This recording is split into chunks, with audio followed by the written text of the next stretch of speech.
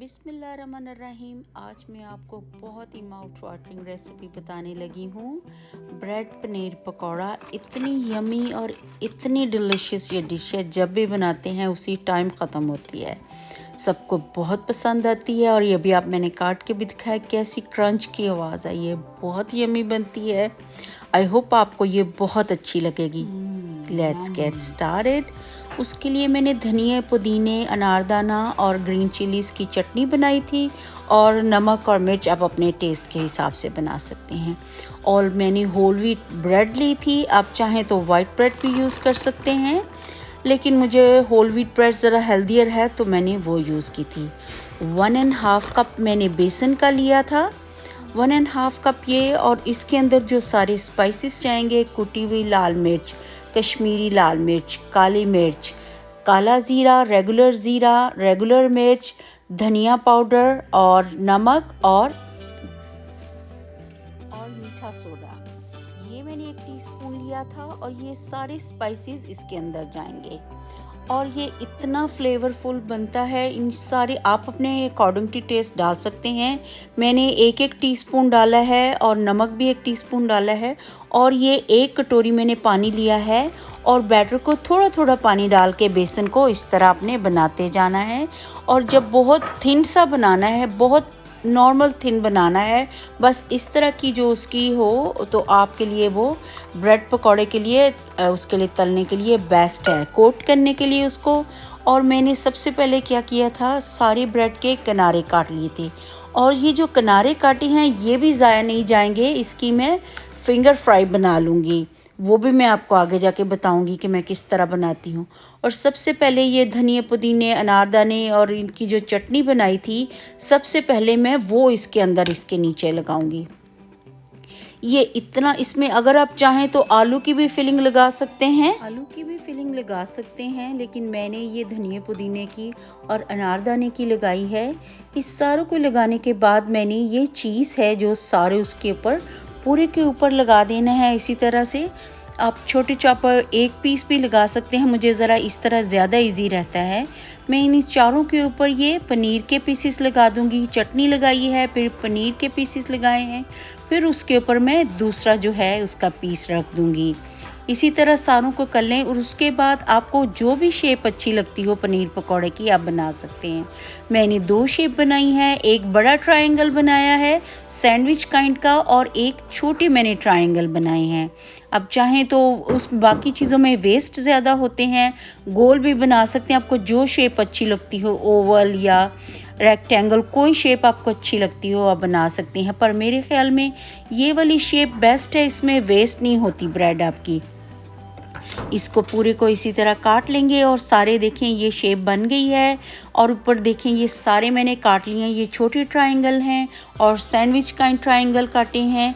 और इस तरह अभी मैंने क्या किया है, एक जगह पे ऑयल गर्म होने रख दिया है और दूसरी तरफ मैं फिर से इसको मिक्स करूँगी, ताकि जितने हैं, इसको मैंने 15 मिनट के लिए रख दिया था ताकि वो अच्छी तरह से उसके अंदर सारे स्पाइसेस जो हैं उनका फ्लेवर आ जाए।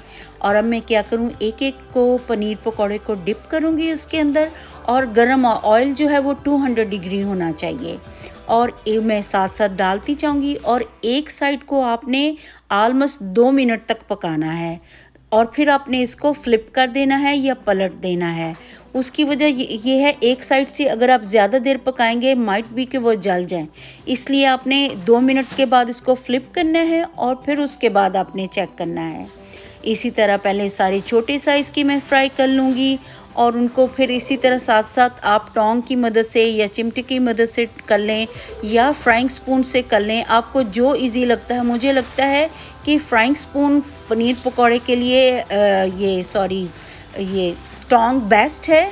फ्राइंग स्पून से भी कर सकते हैं पर उससे टूटने का डर होता है। चिमटे से आप एक एक को पलटते हैं तो वो सही रहता है। अल्हम्दुलिल्लाह देखें ये बहुत अच्छा फ्राई हुआ है, इतना प्यारा गोल्डन कलर आया है।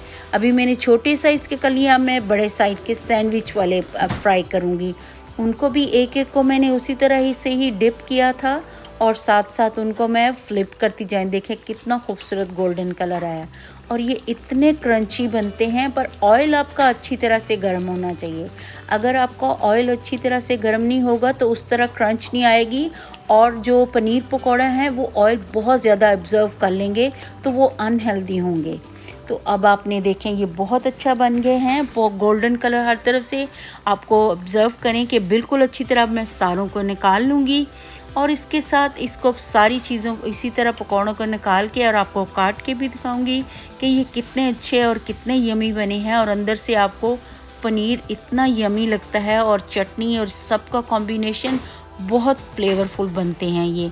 आप चाहें तो आलू भी लगा सकते हैं। अभी देखेंगे जो साइड से बची थी, अब मैं इनको फिंगर फ्राइज़ बना लूँगी। जो बचा हुआ था बैटर उसमें उसको कोट किया और अपने ज़्यादा देर नहीं उसके अंदर डुबोना, वरना वो सौगी से हो जाएंगे। आपने उसी वक्त भिगो के उसको कोट करके फिंगर्स को और उसी वक्त ही उनको फ्राई कर लेना है।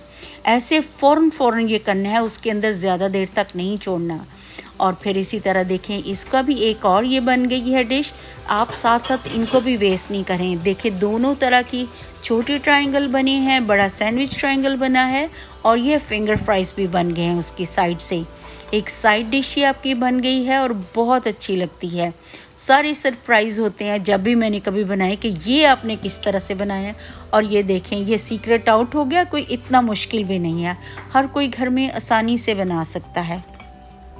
देखें ये पूरे तैयार हो गए हैं, मैं उनको भी साथ ही सर्व करूंगी। अब चाहें तो अलग प्लेट में भी रख सकते हैं, लेकिन मैंने क्योंकि वीडियो बना रही हूँ तो मैंने एक ही में सारी चीज़ों को रख दिया। उसके ऊपर पुदीने के लगाएं और छोटा सा कुछ भी फूल लगा के, कुछ भी आपको जो अच्छा लगता है। मुझे फूलों से बहुत प्यार है तो मैंने एक साथ वो लगा दिया और उसके साथ धनिया पुदीने और अनारदाने की और साथ इमली की चटनी बनाई जो कि बहुत यमी सबको लगी। अभी देखें मैं आपको देखें ये क्रंच की आवाज़ आपको आएगी, बहुत यमी बने थे। आई होप आप लोगों को भी अच्छे लगे। अगर अच्छे लगे हैं तो प्लीज़ कमेंट बॉक्स में कमेंट करके बताएं और प्लीज़ आप मुझे सब्सक्राइब भी करें अगर आपको मेरी वीडियो अच्छी लग रही है। जज़ाकल्लाह गाइस मेरी वीडियो देखने के लिए। जब भी खाना बनाएं दुरूद शरीफ पढ़ के बनाएं। जज़ाकल्लाह, अल्लाह हाफिज़।